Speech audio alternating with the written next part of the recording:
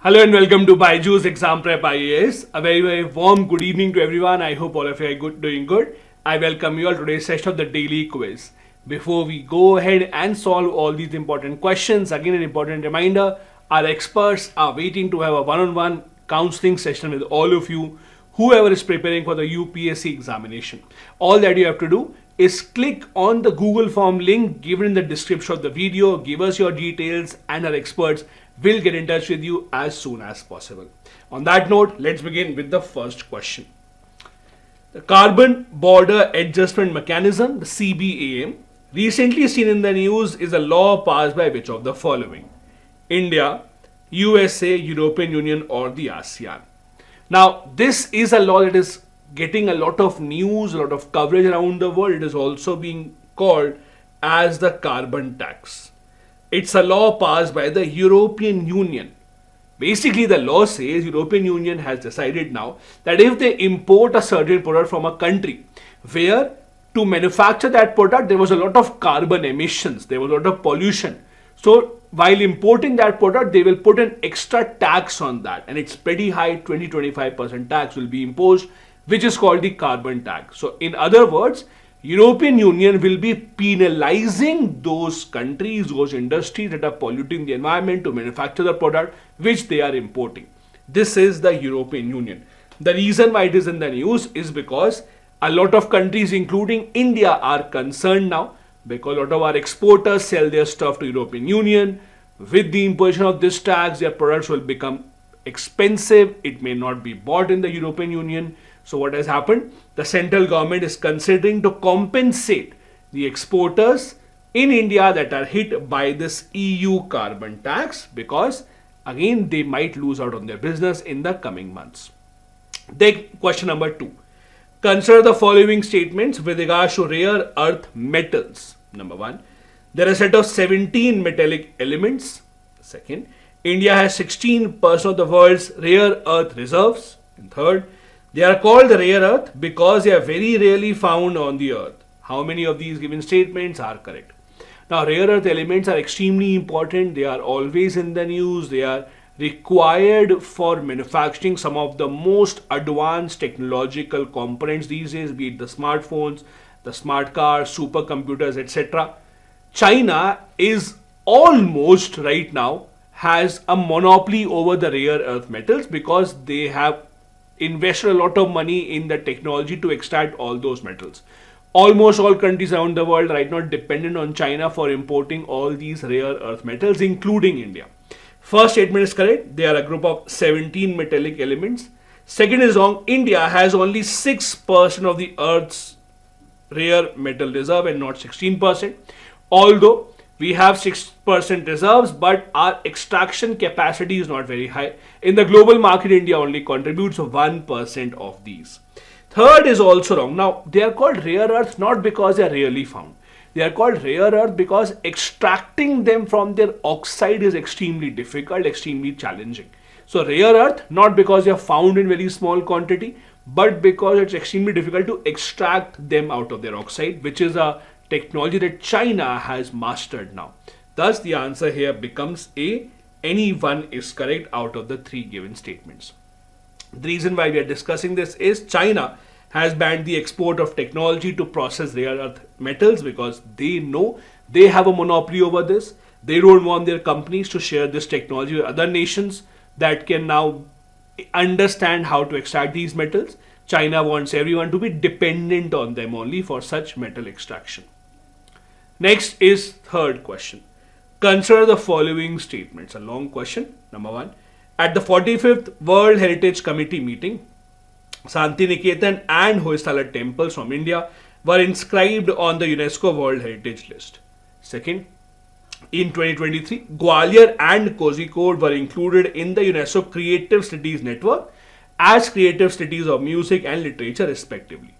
Third, Garba of Gujarat has been inscribed on the UNESCO representative list of the intangible cultural heritage of humanity. Fourth, the Gita Press of Gorakhpur was chosen as a recipient of the Gandhi Peace Prize for year 2021 in recognition of its outstanding contribution towards social, economic and political transformation through non-violent and other Gandhian methods. Now, it's a difficult question because it has a lot of these current affair instances that have been spread across the entire year. But all of these are something that you would have read one by one. All these are absolutely true. The answer here is D. The reason why we have combined and clubbed all of this is what has happened is when the year comes to an end, almost all the union ministries basically present their year-long review. This is called the year-end review. So at the end of the year, the ministries basically present a kind of a report to tell what are their achievements throughout the year. So what has happened is the Ministry of Culture has come out with this year-end review on the PIB, in which they have given all this information that from India, which monument and which place has been recognized at the global level in different awards, different lists, etc. There's a compilation on the PIB, and we have asked this question from there itself. All these three or four rather given statements are absolutely correct. Next is question number 4. Which of the following nations were a part of the Fragile Five in 2013? The economy is overtly reliant on foreign investment to finance current account deficit.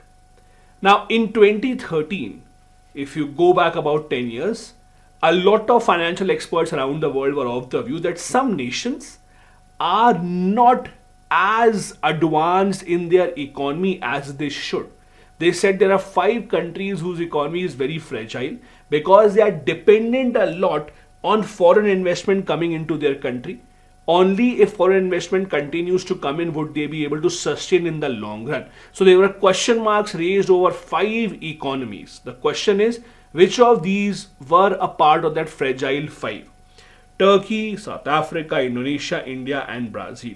Now it's a difficult question because you might not have read about this. But the reason we are asking this is that the Prime Minister in his speech said that India, from being a Fragile Five, has now turned into a country that has been showing immense growth. One of the fastest growing countries in the world. We are now in the top 5 GDP easily as well. This is what the Prime Minister was talking about. Which of these are Fragile Five? All of these. All these 5 actually work together called the Fragile Five. Turkey, South Africa, Indonesia, India and Brazil. These 5 countries were regarded as a Fragile Five whose economy is extremely dependent on foreign investment, and if there is any disruption in that foreign investment, they might see an economic turmoil in their country. As you can see here, the Prime Minister said that from just a decade ago, India being called the Fragile Five, we are now the 5th largest economy in the world, and we are still a center of attraction when it comes to investment from all around the world. Next is the previous year question from this year's prelims. With reference to ancient South India, Korkai, Pumpohar and Muchiri were well known as capital cities, ports, centers of iron and steel making, or the shrines of Jain Tirthankaras. Now, this year's question paper had a lot of interesting questions from history, some of them doable. Now, these kind of questions are doable because if they have given you 3 places, even if you know one of them, you would be able to answer. Because as per the question, all 3 have the same characteristic. Even if you know any one of them, whether it is a capital city or ports or center of iron and steel making, you should be able to answer. The answer here is ports. All these 3 were famous port cities. For example, Korkai was a port city of the earlier Pandya Empire. Similarly, if you look at Pumpohar, it was a port town in the Tamil Nadu state of today. It was also a flourishing ancient port city called Kaveri Pumpattinam. It served as a capital of the early Chola kings as well. So there were different dynasties that used these cities as port cities. As you know, most dynasties in South India had very strong navy. They had very strong trade relations with nations around the world. And that is why these port cities were an integral part of their economic progress. Next, we have a fact of the day, and today we want to discuss something that is in the news, donkey route. Why is it in the news? That is because of the recently released Bollywood movie called Donkey. It's based on the same idea of donkey route. Now, in simple terms, what do you mean by donkey route? Many nations around the world, including India, unfortunately, have people who want to migrate to countries where they think they would have a better life, they would earn more money, they would have better opportunities. But it's not easy to migrate to any other country, because why would they give you a visa? They would only want those people coming into their country who can contribute to their economy. Now, this is where a lot of agents come in the picture. They will take money from you and illegally they will somehow transport you to those countries. The route used to take these migrants illegally into these developed nations is called the donkey route. Now, it's not just an issue in India. India is being a very the largest populated country in the world, with aspirations of a lot of people to go abroad. India is one of the largest countries where this issue is seen. But in many other countries, in Africa, in South America, in Asia also, countries such as Pakistan, Bangladesh, you do see all these kind of issues.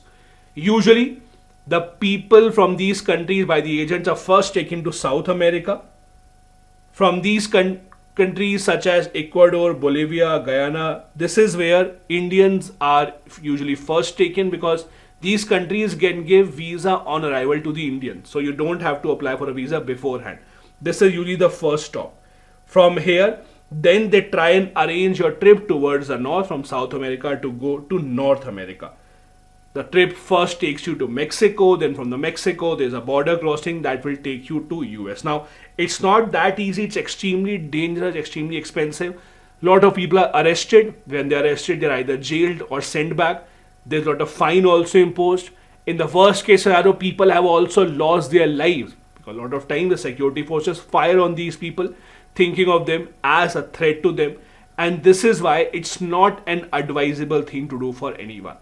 The agents for this kind of a job can charge from anywhere between 15 to 40 lakh, and in some cases even 70 lakh. The families take debt, they sell off their land just because of these aspirations that they might have a better life when they go and settle abroad. This is called the donkey route. Again, something in the news because of the donkey movie that is recently released. This brings us to the end of today's session. Again, reminding you the Google form is waiting for you. Click on the link given in the description of the video or in the pinned comment section. Fill up the Google form and our experts will get in touch with you to a one-on-one counseling session to help you with the UPSC preparation. Thank you so much for watching the daily quiz. Have a good day ahead. Bye-bye. Jai Hind.